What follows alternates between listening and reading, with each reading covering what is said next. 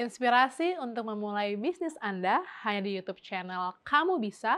Jangan lupa subscribe dan nyalakan notifikasinya.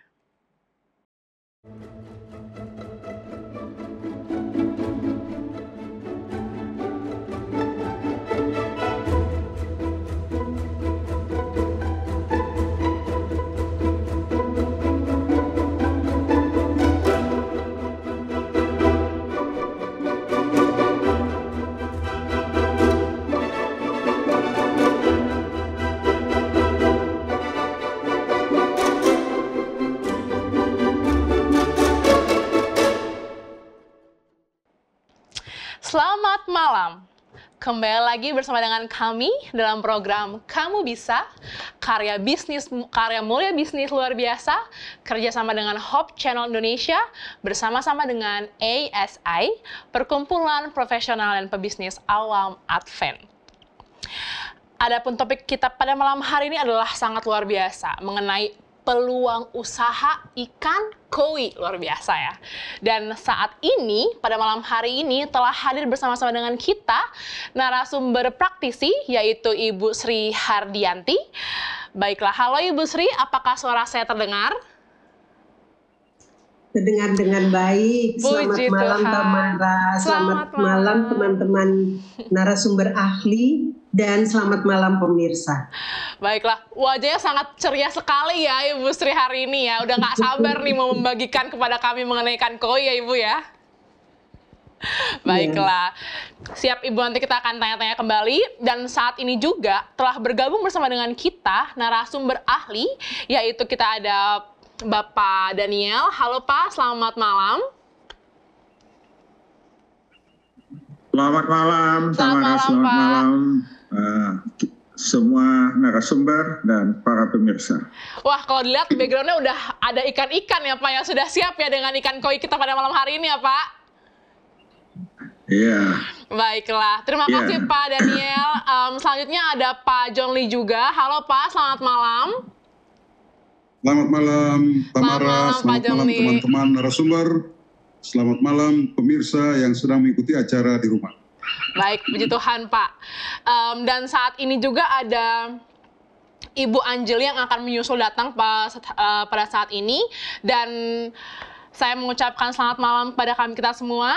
Dan baiklah, untuk sesi pertama ini kita akan sama-sama langsung nih melihat tayangan singkat mengenai profil, mengenai narasumber kita, yaitu Ibu Sri Hardianti Sutarjo, mengenai topik kita malam hari ini, yaitu peluang ikan koi. Kami persilahkan. Nama lengkap saya Sri Hardianti Sutarjo. Dari namanya mungkin ketahuan ya, saya berasal dari Jawa. Saya lahir di Bandung, tetapi bapak saya dari Jawa Timur.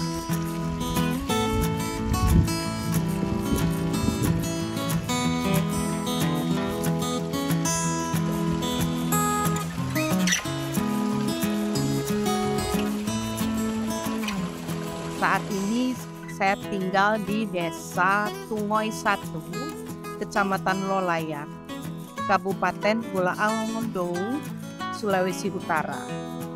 Pertanyaan, mengapa seorang Yanti yang orang Jawa jauh-jauh sampai ke Kota Mobagu? Nah, sebetulnya jawabannya cuma karena saya sekarang jadi petani yang fokus di ikan, termasuk juga hortikultura dan buah-buahan. Wah, luar biasa ya. Tadi kita sudah menyaksikan langsung nih tentang profil dari Ibu Sri. Namun sekarang karena Ibu Sri langsung ada juga nih depan saya juga melalui virtual, aku pengen langsung tanya nih ke Ibu Sri langsung ya Ibu ya. Halo Ibu, selamat malam. Selamat malam Tamara. Jam berapa di Manado Ibu sekarang Ibu? Sekarang kita jam 8. Oh, jam 8 malam ya. Nah, tadi aku udah dan pemirsa juga sudah melihat dan menyaksikan nih mengenai video tadi kan. Tapi aku pengen langsung ngomong nih sama Ibu Sri. Jadi aku pengen tahu nih, sebenarnya sekarang profesinya Ibu Sri yang apa sih Bu sekarang, kegiatan sehari-harinya, kesibukannya? Kalau bahasa yang paling keren adalah petani, bahasa lainnya adalah entrepreneur ya. bisa petani gitu kan Bu. Nah, tapi tempat tinggalnya tadi disebutkan di daerah Manado ya Ibu ya, kalau aku nggak salah. 200 km dari Manado. Berarti kita 200 km ke arah barat dari kota Manado. Oh, jadi saya tinggal di pinggiran atau di Kabupaten Bolaang Mongondo. Itu kira-kira 12 km dari kota Mobagu. Oh gitu, ya aku pernah mendengar kota Mobagu sih. Jadi sudah untuk bubur Manado, sudah ikan roa sudah hal yang biasa ya Ibu ya di sana ya? Iya, iya. Yang aku ingin tanyakan adalah kalau boleh tahu kapan nih, sejak kapan Ibu tertarik nih untuk budidaya ikan koi? Sejak saya pindah kemari itu 2 tahun yang lalu, tepatnya bulan Februari 2021. Nah, karena di sini saya punya banyak sekali air, lokasi lahannya ini di sebelah sungai, maka kita punya potensi yang bagus sekali untuk urusan air ya. Nah, awalnya saya membeli ikan koi itu hanya untuk konsumsi mata. Jadi supaya kita punya ya kalau duduk di teras begitu bisa melihat ikan-ikan yang cantik begitu ya. Tetapi kemudian dengan berjalannya waktu ternyata peminat dari ikan koi ini cukup banyak. Dan mulailah saya kemudian menjadi reseller dan sekarang ini saya melakukan pembibitannya sendiri. Oke, berarti memang untuk tempatnya sendiri, lahannya sendiri memang sengaja diambil di dekat-dekat situ ya Ibu ya? Bukan karena waktu itu mau melihara koi, tapi memang kebetulan di situ gitu ya Ibu ya? Ada tips nggak? Iya, betul sekali. Baik, ada tips nggak Bu Sri bagaimana cara kita untuk memilih nih lahan mana nih yang baik untuk memelihara ikan koi? Nah, itu juga di sini against all odds ya. Jadi kalau kita melihat koi sepertinya hanya mampu hidup di air yang sangat jernih dengan filter yang luar biasa. Sementara di sini saya memeliharanya 11-12 dengan ikan mas biasa. Jadi tidak ada perlakuan khusus atau apa, tetapi memang air yang masuk ke dalam kolam itu terganti setiap saat. Jadi tidak ada air yang, jadi aliran airnya tuh berjalan terus-menerus begitu.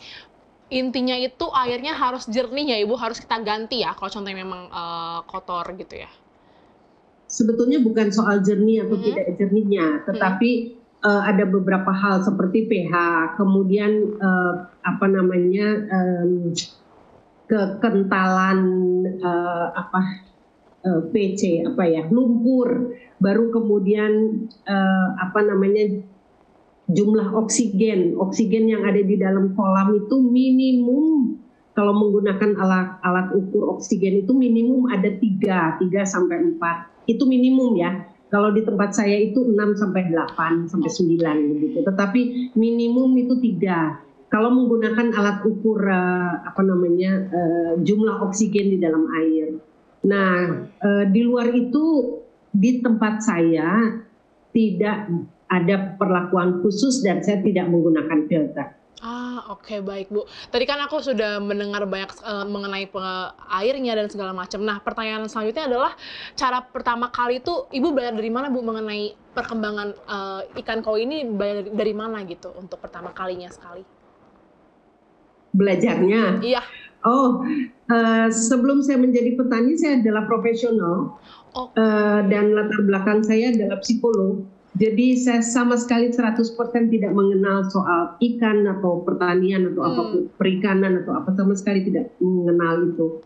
Tetapi untungnya di sini saya nggak punya TV, jadi pekerjaan saya itu kalau malam hari ya belajar begitu ya. Nah, salah satunya belajar tentang koi. Ikan koi. Dan untungnya juga cukup banyak teman-teman petani yang mau share.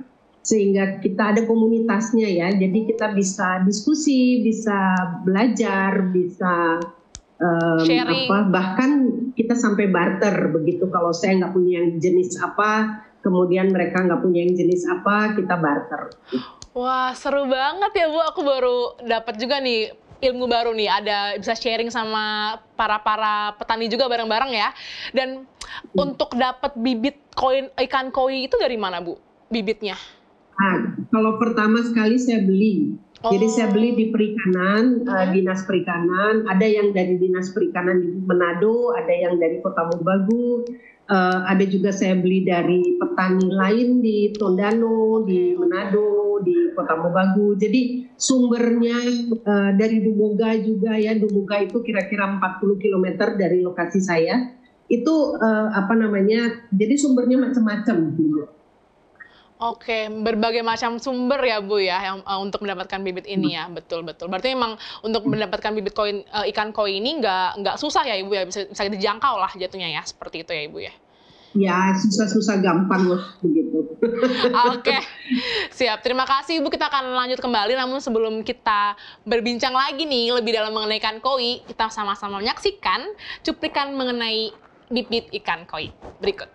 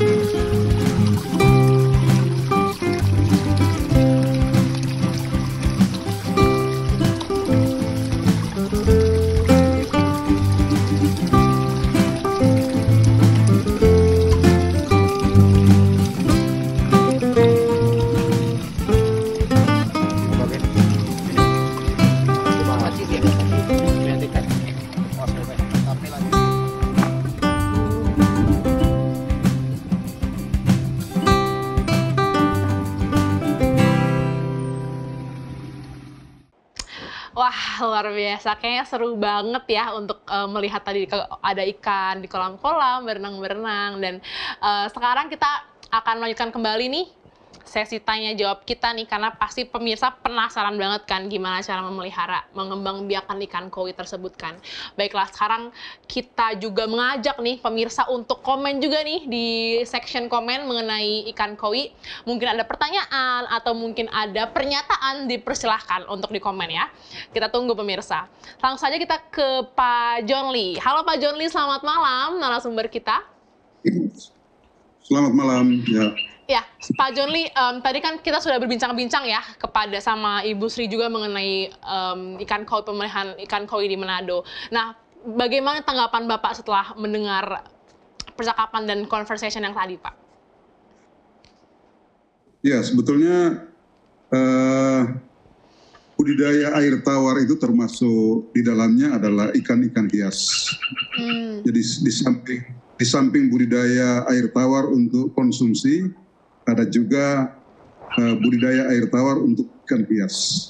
Nah, ikan hias ini lebih banyak diminati oleh mereka yang selain hobi ya, tapi juga di ruang-ruang publik misalnya di hotel, kemudian di restoran, dan bahkan di rumah-rumah makan. Biasanya ada kolam-kolam yang disediakan untuk sumber hiburan.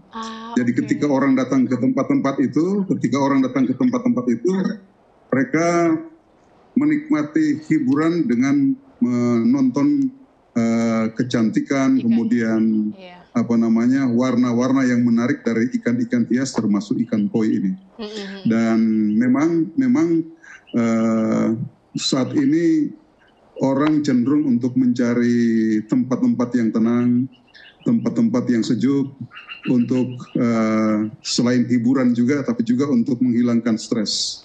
Biasanya para pekerja yang sangat sibuk, ketika mereka mau makan di restoran, di hotel, atau di rumah-rumah makan, akan lengkaplah kalau seandainya mereka bisa dihibur dengan kolam-kolam yang sangat menarik, dengan ikan-ikan koi yang terdapat di dalamnya. Dan ini tren yang sekarang ini sedang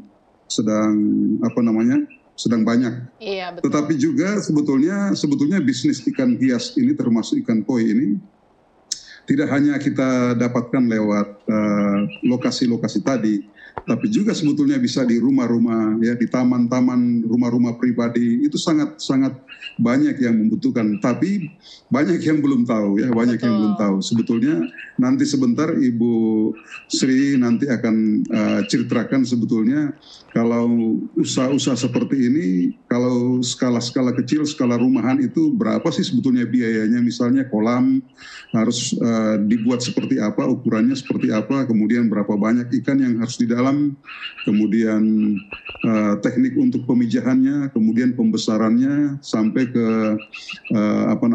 perkawinannya, ya, reproduksi. Ini saya kira mudah sekali, ya, untuk budidaya air tawar, khususnya untuk ikan koi seperti ini. Hanya banyak yang belum tahu, sehingga acara kita pada malam hari ini saya kira sangat menarik, ya, dan Ibu Sri bisa membagi pengalamannya, menginspirasi kita semua, terutama permisa yang sedang mengikuti acara ini. Mungkin demikian. Baik Pak, terima kasih. Nanti untuk pertanyaan akan kita tanyakan langsung ke Ibu Sri, ya, mengenai tadi, ya, sudah kami catat juga nih. Nah Pak, pertanyaan selanjutnya adalah sebenarnya asal ikan koi ini dari mana sih Pak asalnya? Sebetulnya ikan koi ini kan dari pemulia biakan. Jadi orang ini kan biasanya mencari spesies-spesies tertentu dari rumpun ikan hias, kemudian mereka coba kawin-kawin dengan dia, kemudian dapatlah jenis-jenis ikan yang menarik, yang mulai dari ukurannya, kemudian warnanya, ya, pokoknya kecantikan yang ditampilkan oleh ikan itu yang menjadi tujuan utama para pembibit, ya, para breeder untuk menciptakan jenis-jenis ikan koi seperti ini. Jadi rumpun ikan hias itu banyak sekali, tapi biasanya ada tren, ya. Kalau trennya misalnya ingin untuk mendapatkan warna yang beraneka ragam, mereka coba kawinkan jenis-jenis ikan yang beraneka ragam seperti itu untuk mendapatkan jenis yang mereka senangi, ukurannya dan sebagainya. Jadi sebetulnya itu dari pembibit atau breeder, ya. Jadi mudah untuk dikembangbiakan karena perkawinannya itu kan juga sebetulnya sama dengan budidaya jenis ikan yang lain. Betul, seperti itu. Baik. Terima kasih Pak Daniel untuk tanggapannya. Pak Joni, maaf untuk tanggapannya. Sekarang kita akan pergi beralih nih, kita ke Pak Daniel. Halo Pak Daniel, selamat malam. Selamat malam, Tamara. Baik Pak, udah ganti sekarang sama ikan koi, ya, wallpapernya, ya Pak. Bagaimana nih Pak tanggapannya mengenai ikan koi yang tadi kita sudah bersama-sama ngobrol nih bareng sama Ibu Sri, Pak? Silahkan. Baik, jadi ikan koi ini adalah ikan hias yang dibudidayakan oleh orang di Jepang, karena koi itu bahasa Jepang artinya ikan mas, ya, ikan mas. Jadi ini adalah ikan mas Jepang, ya. Di Jepang ada sebetulnya jenisnya cukup banyak, ya, ada sampai 15 jenis, ya, dan semuanya jenis-jenis itu namanya bahasa Jepang, seperti tancho, sowa, slayer, kohaku, sangke, ochiba, dan berbagai yang lainnya. Jadi dan biasanya orang memelihara ini selain untuk keindahan, juga dulunya di Jepang ada kepercayaan bahwa ikan koi ini akan memberi dampak umur panjang, ya. Dan memang ikan koi ini mempunyai umur yang panjang kalau dipelihara dengan baik dia bisa sampai besar ya, bahkan bisa mencapai 1 meter ya. Rekod itu menyatakan bahkan sampai 1 meter dan besar. Dan warna-warninya ini tadi jenis-jenis itu ditentukan oleh warna-warni dan tergantung kepada jenis pola warnanya, maka ditentukan dengan namanya ya dan harganya. Dan tentu kalau harga ini sebetulnya karena ini adalah hobi ya, hobi orang, jadi tidak ada batasnya sebetulnya ya. Kalau orang sudah berminat, orang yang hobi dia akan ini. Dan ikan koi ini kalau yang biasa itu ratusan ribu, tapi kalau yang polanya menarik dan bahkan kadang-kadang berbentuk tertentu bisa sampai jutaan ya, belasan juta bahkan ada ya. Kalau yang sudah besar dan ini. Dan jadi tadi sudah disampaikan oleh Pak John Lee, budidaya ikan koi ya, ikan koi apalagi dengan pola tertentu ya, dengan jenis-jenis tertentu ya, itu memberikan sumber income baru ya. Saya ada pelihara 3 atau 4 koi di kolam kecil saya sudah 4 tahun lebih ya, 4 tahun lebih, dan makin besar dan ikan ini relatif tidak cerewet begitu ya. Tapi senang sekali makan tumbuh-tumbuhan. Jadi kalau ada saya punya batu itu kadang-kadang kalau berlumut airnya saya tambah naik, dia akan mengejar lumut itu terlebih dahulu. Jadi kalau diberi makan daun-daunan ya, dia akan lebih menyenangi daun-daun herbivore, apa namanya ya, vegetaris sebetulnya ikannya ini ya. Tapi kalau ya apa namanya, kalau diberi makanan pelet dia juga mau makan ya. Dan tentu ada rahasianya kalau kita ingin ini, tentu dalam pembesaran. Kalau kita ingin besar tentu kita ingin mesti merangsang dia untuk mengkonsumsi protein yang banyak ya. Dan kemudian kalau sudah tahap pembesaran kita mau jual, itu mesti diberi makanan-makanan yang dapat merangsang warna, yang warna dan kecemerlangan warna. Jadi bukan hanya seperti di background saya ada yang putih itu bukan berarti tidak, tapi kalau warna yang cemerlang perak, ya itu juga jenis tertentu yang memang dicari, ya jenis tertentu yang dicari. Dan itu bisa diberi pakan yang ada dijual ya di toko-toko makanan ikan yang dapat merangsang warnanya menarik. Ya biasanya berbasis yang ya ikan juga, protein yang mempunyai warna cerah. Ya, jadi kalau tempat kita mempunyai sumber air, jadi tadi tentu sumber air ya. Kalau sumber airnya baik, ya kita anjurkan boleh berbudaya ini. Tapi kalau sumber airnya sulit, ya skala hobi seperti saya ya, hanya beberapa ekor di kolam saya, campur lagi dengan ikan nila ya. Tapi ya saya tadi seperti kata Pak Joni hanya menghilangkan stres. Kalau saya lagi sulit konsentrasi, saya nonton lihat ikannya ya. Ya biaya saya melihara ikan itu ya lumayan juga begitu ya, karena makanannya saya tidak sempat untuk cari tumbuh-tumbuhan, saya beli yang pelet begitu ya, pelet yang premium begitu ya. Jadi baik bagi para pemirsa ya, memelihara ikan ini sama dengan memelihara ikan mas sebetulnya ya, karena mereka masih family carper ya, jadi family mas, ikan mas itu relatif mudah dibiakkan ya, dan bibitnya tidak mudah mati begitu ya. Kalau ada beberapa jenis ikan itu pada masa kecil lebih cepat mati. Betul. Ya kalau terjadi perubahan signifikan, apalagi kalau tempat kita relatif agak dataran tinggi, ikan ini lebih mudah dipelihara. Demikian Tamara. Nah Pak, kira-kira untuk umurnya sendiri nih, untuk umur ikan koi itu yang untuk siap panen ya Pak, itu berapa? Di umur berapa untuk siap panennya? Ini kalau dijual ya, dijual sekitar 20 cm waktu itu saya beli ya. Saya beli waktu itu 20-30 cm udah 100.000 saya beli. Ya, jadi kalau dijual orang biasanya beli yang kecil. Tapi kalau orang yang sudah hobi, dia mencari yang besar, yang setengah meter begitu ya. Nah itu sudah juta-jutaan harganya. Ya. Itu memang Dan tergantung. itu juga umurnya sudah 1 tahun lebih kalau yang hampir 2 tahun gitu ya. Oke. Tapi kan investasinya ya. Jadi ini bukan ikan konsumsi, ikan koi bukan ikan konsumsi, tapi adalah ikan hias statusnya. Betul. Dan yang tadi tidak di akuarium tapi di kolam, ya, kolam-kolam kecil. Oke, baik. Terima kasih Pak Daniel dan Pak John Lee untuk luar biasa tanggapannya. Menjadi juga ilmu baru ya buat saya sendiri juga nih mengenai ikan koi ini. Dan sekarang sebelum kita lebih lanjut lagi nih bertanya-tanya kembali nih kepada narasumber-narasumber kita akan sama-sama menyaksikan video interview atau games dari UIKB. Silahkan. Nama saya Dedi Kurniawan, asal Jawa. Nama aku Febiola Yuliana dari Bekasi. Glenn dari Kalibata. Yohanes, Jakarta kebetulan.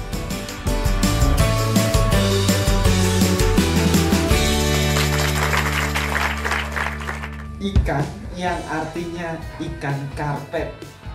Waduh, ikan karpet, nggak tahu saya. Ikan yang artinya ikan karpet. Waduh, nggak tahu. Ikan yang artinya ikan karpet. Maksudnya tapi dia ikan. Iya, ikan apa? Nggak tahu. Nggak tahu. Apaan? Jawab aja. Coba, kita tebak aja kira-kira. Ikan karpet, ikan pari. Karena panjang kayak karpet. Ikan kali. Ikan karpet. Bukan ya? Bukan ya? Ikan. Nggak tahu. Ikan apa nih yang kira-kira menjadi simbol persahabatan dan cinta? Ikan yang menjadi simbol persahabatan dan cinta. Ikan... Pernah dikasih ikan nggak sama pacar? Nggak pernah dikasih ikan sih. Ikan kepompong. Ikan kepompong. Bukan ya? Karena saya besar di Manado, suka makan ikan tude, mungkin ikan tude ya. Itu ikan cakalang. Simbol di mana ada 1-2 orang Manado berkumpul, ada makan-makan ikan cakalang. Tuh ikan yang itu. Apa yang hitam putih? Ikan apa menjadi simbol persahabatan dan cinta? Ikan koi. Berasal dari manakah ikan koi? Ikan koi. Nah, Ikan koi. Waduh, banyak orang teman-teman yang Chinese yang melihara koi. Tapi apakah benar dari daratan Cina, Tiongkok? Ikan koi. Dari kolam koi. kalau dia di akuarium, Dari akuarium koi. berasal dari manakah ikan koi? Jepang. Yakin lah. Dari kolam. Terdapat di bagian manakah indera penciuman ikan koi? Di apa tadi kita bilang sih? Sirip, di sirip.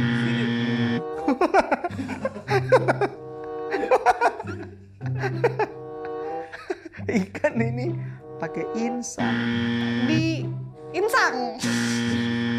Di insang. Gak tahu. Kan apa insang ya? Nggak tahu. Insang kan. Coba Bapak boleh Google dulu. 2,000 years later. Kumis.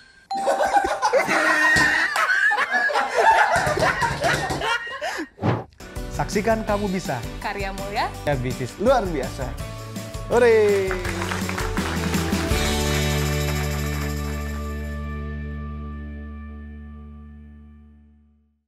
Wah, seru banget tadi ya untuk games-gamesnya ya.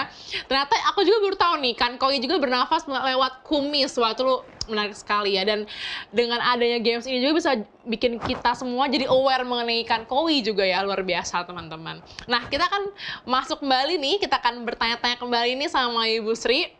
Dan kita masih bersama di acara Kamu Bisa, karya mulia bisnis luar biasa. Yang kali ini akan membahas mengenai budidaya ikan koi. Baiklah, halo Ibu Sri, selamat malam.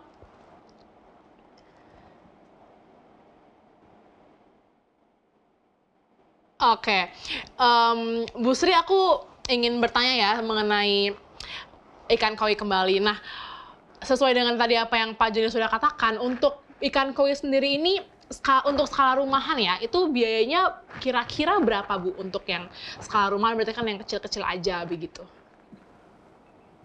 Kalau soal biaya ya tergantung berapa banyak kita punya ikan ya.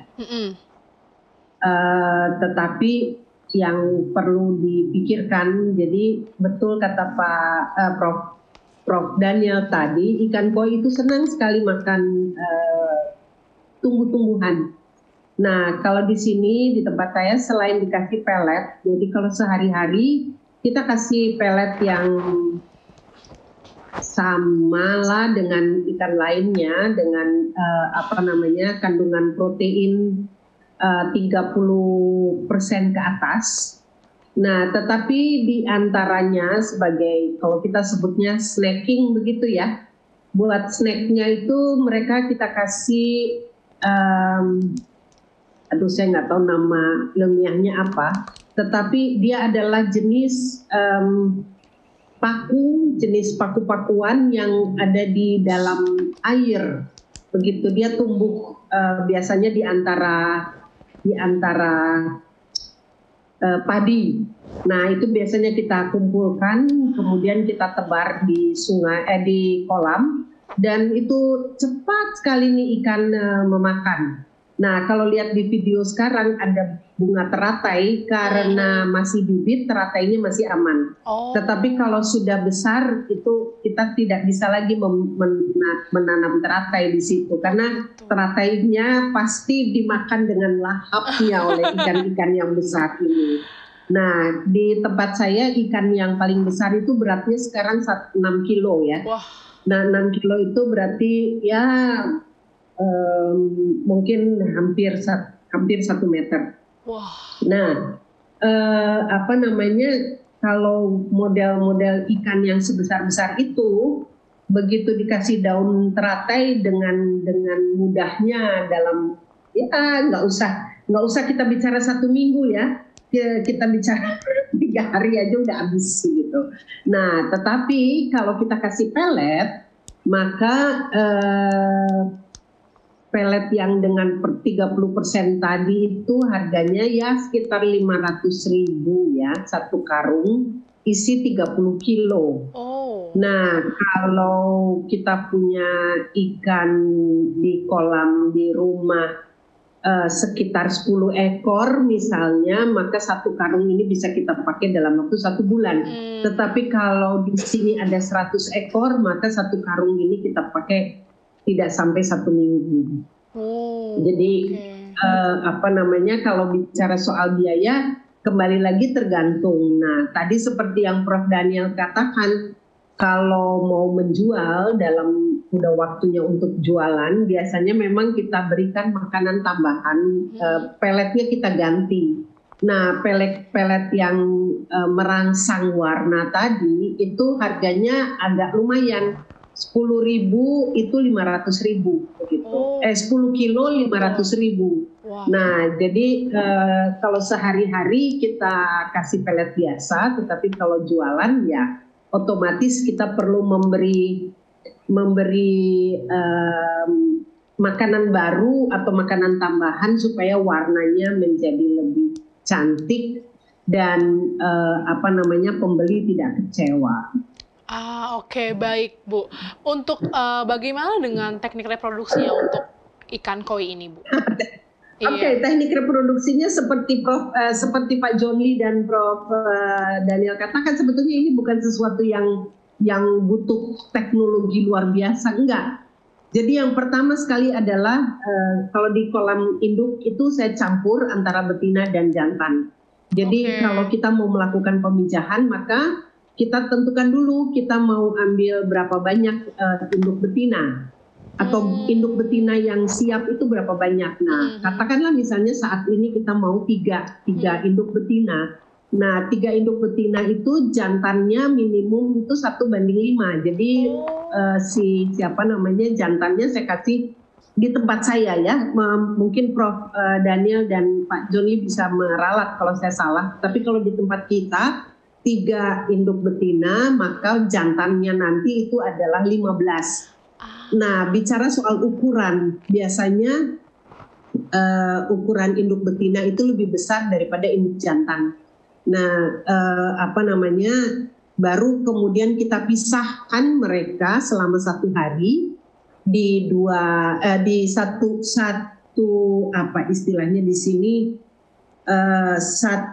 satu jaring ya, satu jaring, tetapi kita bagi 2, jantan sendiri, betina sendiri kita pisahkan 1 hari. Kemudian hari berikutnya kita satukan mereka. Nah, biasanya pemijahan akan terjadi malam hari antara jam 8 sampai jam 10 begitu. Setelah selesai besok paginya, di jaring-jaring itu kita taruh yang namanya kakaban. Kakaban itu adalah ijuk yang saya nggak memberi gambar ya. Jadi ijuk yang kita jepit dengan bambu. Nah, ijuk itu harus mengambang sekitar 10 cm dari permukaan.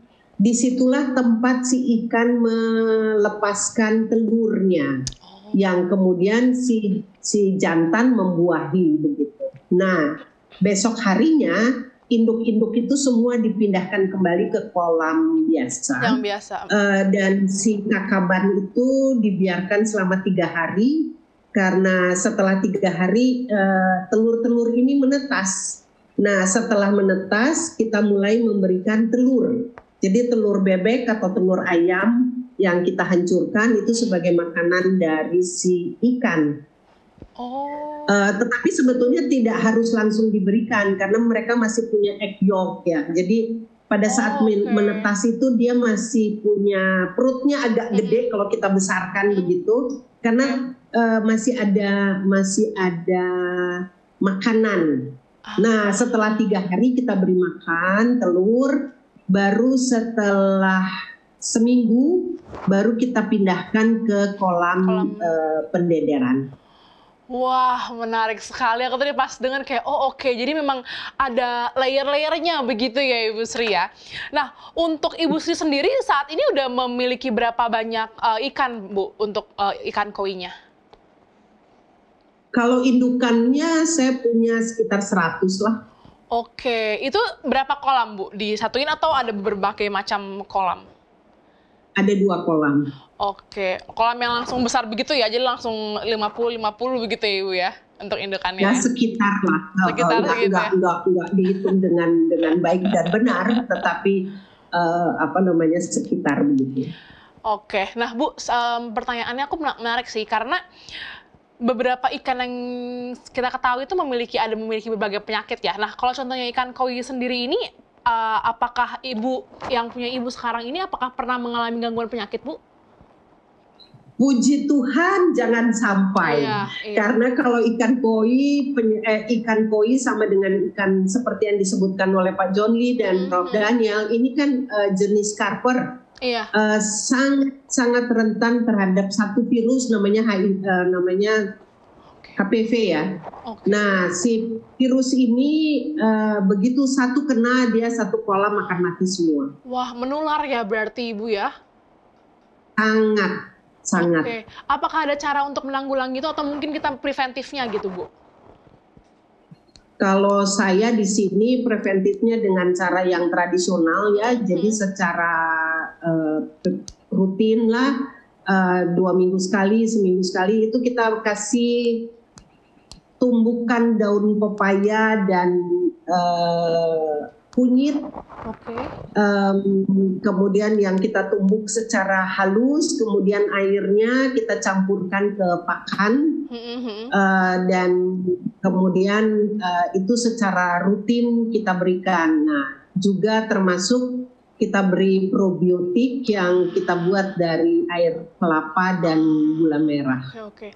Ini menarik ya, mungkin pemirsa boleh mencatat juga nih untuk bagi yang tertarik untuk memelihara atau mengembangbiakan ikan koi, boleh dicatat juga nih bagaimana cara untuk kita preventif lagi nih untuk virus-virus yang akan mendatangi gitu ya. Baik, terima kasih Bu Sri, kita akan kembali lagi nih. Namun sebelumnya kita akan bersama-sama menyaksikan video kolam indukan koi berikut ini. Dipersilahkan.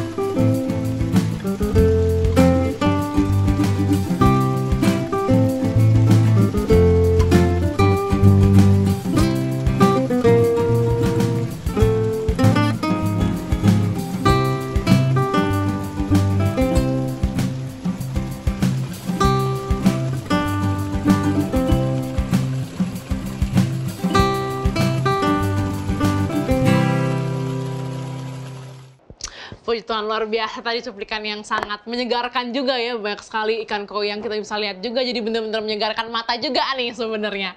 Baiklah, Ibu Sri, kita kembali lagi. Halo Ibu Sri, selamat malam. Iya. Makasih Ibu Sri masih bersama dengan kami di sini. Aku ingin bertanya kembali nih, untuk ikan koinya sendiri itu apakah untuk ada komersial metodenya atau gimana cara untuk kayak promotingnya seperti itu, Bu?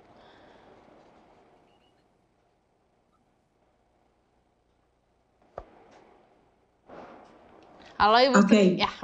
Jadi sebetulnya kalau soal penjualan ikan koi itu seperti yang saya sebutkan sebelumnya, saya ini bertindak sebagai reseller ya. Jadi saya mengambil dari tempat lain, kemudian saya menjualnya dengan harga atau dengan margin.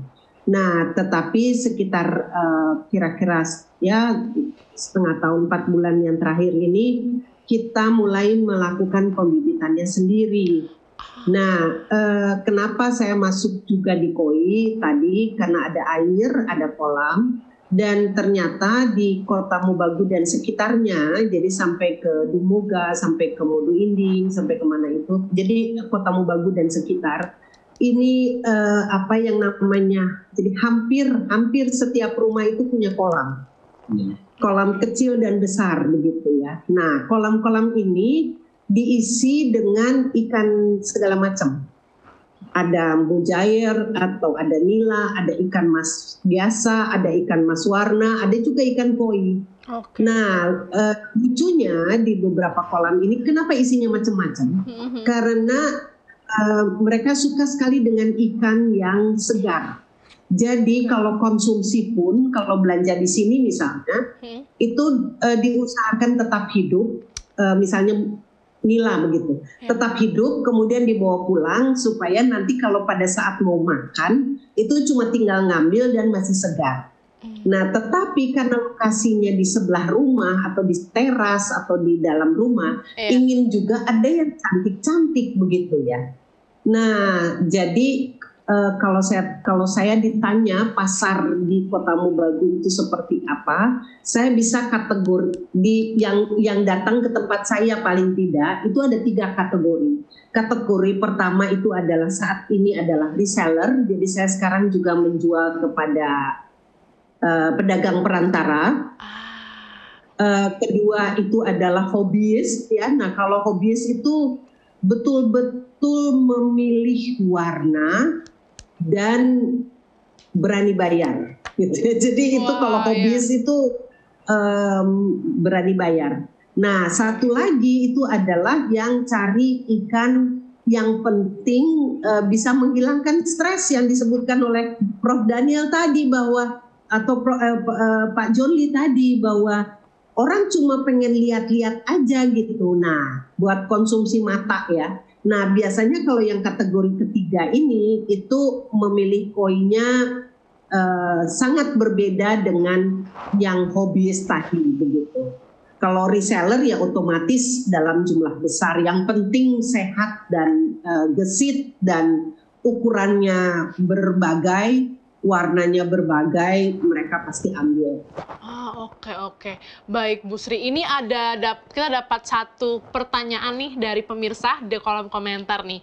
Beliau mengatakan seperti ini, selamat malam Ibu Sri, saya mau tanya nih, saya baru beli ikan koi nih Bu, tapi takutnya nggak bertahan lama. Kira-kira berapa lama sih ikan koi dapat bertahan Bu? Boleh dijawab Ibu? Tadi Prof. Daniel udah bilang bahwa koi itu bisa umurnya sampai 10 tahun, 11 tahun, bahkan kalau nggak salah bisa ada yang sampai lebih dari 50 tahun. Jadi koi itu bisa berumur sangat panjang, tergantung kepada bagaimana kita memeliharanya. Oke. Jadi yang saya sangat sayangkan kadang-kadang, koi itu sebetulnya membutuhkan kolam yang dalam. Jadi kalaupun kolamnya kecil, tetapi kalau dia boleh dibikin 1 meter lebih, akan 1,20 meter misalnya, dia akan lebih suka. Dia suka sekali dengan kolam yang lebih orang Manado bilang kolong, yang lebih dalam. Dia nggak suka kolam yang dangkal. Baru kedua, dia juga nggak suka dengan air yang panas. Dia nggak suka dengan air yang kurang oksigennya. Nah, kalau kita nggak punya alat ukurnya, paling gampang itu adalah kita lihat aja si koinya itu sering makan sering berada di permukaan, ngambil udara di permukaan, itu artinya oksigen di dalam kolam kurang. Kalau itu terjadi, berarti oksigen di dalam kolam kurang. Nah, itu yang harus kita tambahkan dengan aerator, filternya juga. Oh ya, amonia. Itu sering kali kita memandang enteng soal amonia, padahal amonia itu bisa membunuh ikan. Oke. Bu, ini banyak sekali komentar datang ya, pertanyaan datang ya. Jadi mari kita membacakannya satu nih Bu. Ini dari Facebook nih Bu Sri nih. Dari saudara Maju Perlindungan Sihombing mengatakan seperti ini. Ikan koi itu bisa dimasak atau dimakan nggak sih Bu Sri? Bisa, tapi nggak enak. Nggak enaknya tahu nggak kenapa? Kenapa mahal. Bu? Betul. Jadi kayak aduh mau makan juga sayang. Betul. Kalau soal dimakan ya sama aja sama ikan mas. Tapi harganya itu yang bikin nyesek. Oke, jadi jawabannya sebenarnya bisa ya Bu ya. Tapi cuman makannya aja nyesek nih. Oke, baik Bu. Semoga terjawab ya Pak Sihombing untuk jawab pertanyaannya. Lanjut nih Bu, ada lagi nih Bu pertanyaan dari YouTube nih. Sebagai pemula nih Bu, dalam memelihara ikan koi, kira-kira berapa ikan sih yang harus dipelihara? Kalau contohnya untuk pemula Bu, kira-kira? Tergantung jumlah kolam dan ukuran ikan. Oke. Kalau misalnya kolamnya hanya ukuran 2 kali 1 meter, ya tergantung, betul-betul tergantung. Saya mungkin Pak John Lee atau Pak Prof Daniel boleh bantu saya, karena 1 meter persegi itu bisa diisi berapa gitu, dengan ukuran berapa itu saya agak lupa ya. Tetapi intinya adalah kalau nggak salah 1 meter persegi hanya bisa isi 3 ekor yang ukuran 1 telapak tangan begitu atau bagaimana ya, saya lupa. Nah, tetapi intinya kita harus tahu dulu ukuran lebar kali panjang kali dalam. Jadi per meter kita nggak bisa bilang ya, jadi 1 meter kubik itu isi berapa baru kita bisa tentukan, dan juga tergantung ukuran. Makin besar si koi, maka makin besar dia butuh space begitu. Oke. Bagaimana? Oke, aku mau bertanya juga untuk Pak Daniel juga, bagaimana untuk menanggapinya? Apakah Bapak ada tambahan secara briefly? Baik, secara mudah itu 1 meter kubik. 1 meter kubik itu hanya bisa diisi 4, maksimum 5 ekor ikan. Okay. Kenapa? Karena ekor ikan itu perlu ruang untuk manuver, dan juga produksi. Tadi dia pipis kan, buang kotoran, itu ada amonia yang tidak bisa diolah oleh tubuhnya, dan itu yang mesti kita sirkulasi atau diganti airnya. Ya. Nah, dan biasanya kalau orang memelihara koi ini, kalau hobis ya, kalau para hobi itu 9 ekor. Karena angka 9 angka sempurna begitu ya. Jadi karena ini pengaruh budaya Asia Timur itu angka 9 itu angka keberuntungan, sehingga dia kalau melihara ikan koi, kalau lihat ikan koi yang ini kolam-kolam itu, atau kalau kita lihat di lukisan ikan koi itu 9 ekor. Ya. Nah, jadi memang kecuali tadi kalau kita ingin seperti Ibu Sri ingin sebagai membibit, membesarkan atau reseller, itu lain lagi. Tetapi kalau sebagai hobi di halaman kita ya, itu 9 ekor biasanya. Tapi ini tadi menjawab yang lain, bisa dimakan, bisa, karena dia familinya karper. Hanya saja tadi harganya yang mahal ya. Betul. Harga panjang tadi 30 cm sudah 1 juta ya. Kalau 1 juta kita beli ikan mas di pasar sudah berapa, 20 kilo kali ya. Jadi seperti itu. Dan ini Air ya, kuncinya tadi itu air. Kalau kita melihara ikan itu air yang kalau tadi BOD ya, biological oxygen demand atau COD, chemical oxygen demand-nya itu mesti diperhatikan kelarutannya ya, jangan sampai di bawah standar gitu ya. Standar. Semakin banyak oksigen terlarut di dalam air, semakin sehat ikannya. Tadi yang paling mudah ya kita lihat saja apakah ada ikannya mencari ini nggak ke atas. Apalagi kalau pagi-pagi dia sudah mencari oksigen ke atas, artinya itu sudah kurang sekali, ya, kurang sekali, dan sudah saatnya kita untuk mengganti air atau memberikan aerator. Tapi yang terbaik adalah mengganti air karena kotoran-kotoran yang ada di dalamnya itu sudah mesti dibuang, ya. Kotoran itu yang meningkatkan BOD-nya jadi tinggi, gitu. Oke, Pak Daniel. Terima kasih banyak untuk tanggapannya juga ya, Pak. Jadi banyak banget ini semoga menjawab juga ya untuk teman-teman yang ada di YouTube. Dan masih banyak lagi sebenarnya pertanyaannya. Kita akan kembali bersama-sama menjawabnya. Namun sebelum itu, kita akan menyaksikan iklan berikut ini.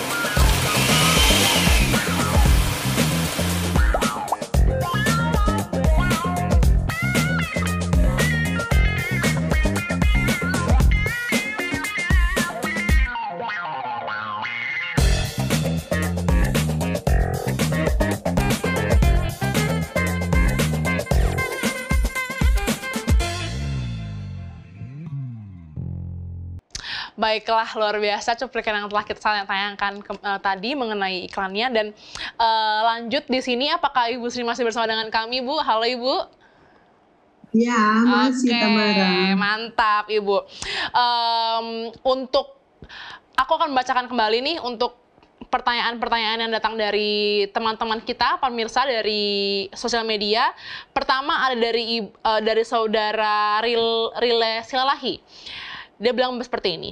Tadi saya mendengar kalau koi itu boleh dikasih makanan seperti daun-daunan, dan bagaimana kalau selama ini saya sudah memberikan pelet, apa boleh ditambah dengan daun-daunan juga nggak, Bu? Gitu. Jadi dia udah masukin pelet sekarang, apakah boleh ditambah lagi nih dengan daun-daunan? Bagaimana, Bu? Boleh sekali, boleh sekali. Satu hal yang kita harus pastikan pada saat kita memberikan daun-daunan tadi, itu adalah kalau airnya tidak mengalir ya, kalau berada di rumah, di kolam rumahan begitu, dan airnya tidak mengalir, jangan sampai busuk. Jadi mulai dengan sedikit-sedikit aja kita kasih, katakanlah pagi-pagi kita kasih sebagai snack, ya makan jam 10-an begitu, baru kemudian nanti sore-sore kira-kira jam 2 begitu kita kasih lagi, dan pastikan kita jangan pernah memberi makan ikan sesudah jam 4 sore. Karena apa? Karena di malam hari, karena tidak ada matahari ya, maka jumlah istilah yang tadi saya dari Pak Daniel, jumlah oksigen yang terlarut di dalam air itu menurun. Nah, sementara kalau dia masih jam 4 itu kita masih kasih makan, untuk proses metabolismenya si ikan tadi, itu kan dia butuh oksigen banyak. Nah, padahal malam hari oksigen turun. Jadi sering terjadi kita menemukan ikan-ikan kita mati di pagi hari, itu sebetulnya bukan karena kekenyangan, tetapi karena oksigennya turun, padahal dia sangat membutuhkan oksigen pada saat dia sedang mengolah makanannya. Gitu. Jadi usahakan jangan kasih makan. Oh ya, dan kasih makan itu jangan kebanyakan. Kita harus memastikan bahwa makanan yang kita berikan itu habis, karena makanan itulah yang akan juga menjadi tambahan racun di dalam air pada saat makanan itu tidak habis dimakan ikan. Baik. Oke, terima kasih Bu Sri atas penjelasan yang luar biasa nih. Semoga juga bisa menjawab pertanyaannya ya Pak Silalahi ya. Nah, sebenarnya masih banyak lagi nih Bu untuk pertanyaan-pertanyaan di sosial media. Namun karena waktunya sudah singkat nih sekarang, jadi untuk pertanyaannya akan kita tanyakan kembali ya, akan dijawab kembali nih nanti melalui tim kami ya Ibu ya. Nah, baiklah, mengingat waktu sudah nggak kerasa ya Ibu Bapak ya, kita sudah sampai di penghujung acara nih mengenai Kamu Bisa ini, dan kita akan secara singkat akan melakukan closing statement nih. Mungkin dari Pak John Lee dulu Pak, bagaimana Pak untuk kali ini program yang sekarang?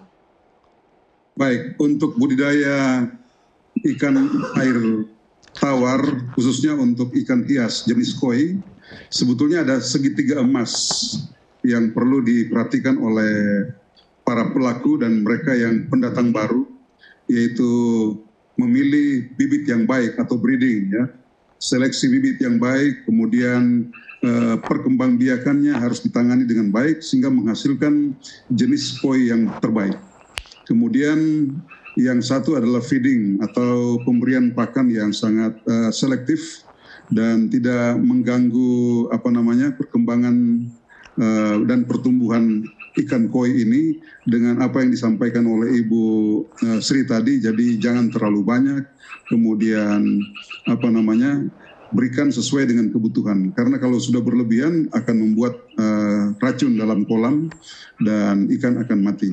Dan yang tidak kalah pentingnya adalah manajemen atau tata laksana terkait dengan berapa banyak jumlah ikan dalam kolam, kemudian berapa luasan kolam sesuai dengan ukuran ikan, kemudian bagaimana kita menangani penyakit ya, kemudian mengukur jumlah pakan yang akan diberikan. Ini semua adalah bagian dari tata laksana. Jadi segitiga emas ini penting, yaitu breeding, feeding, dan manajemen untuk peningkatan mutu jenis ikan hias ini, sehingga dengan demikian maka usaha ini akan menjadi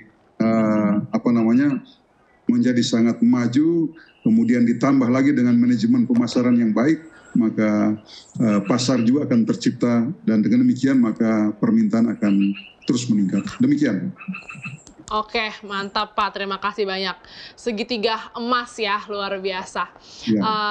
Baiklah, mengingat waktu kita sudah di penghujung acara ini, saya Tamara Sucianto beserta dengan kru Hope Channel Indonesia beserta dengan ASI Indonesia mengucapkan terima kasih banyak kepada para narasumber di sini. Ada Ibu Sri, ada Bapak Daniel, dan juga ada Bapak John Lee yang bersama-sama dengan kami. Terima kasih banyak Pak, Bu, atas partisipasinya pada malam hari ini.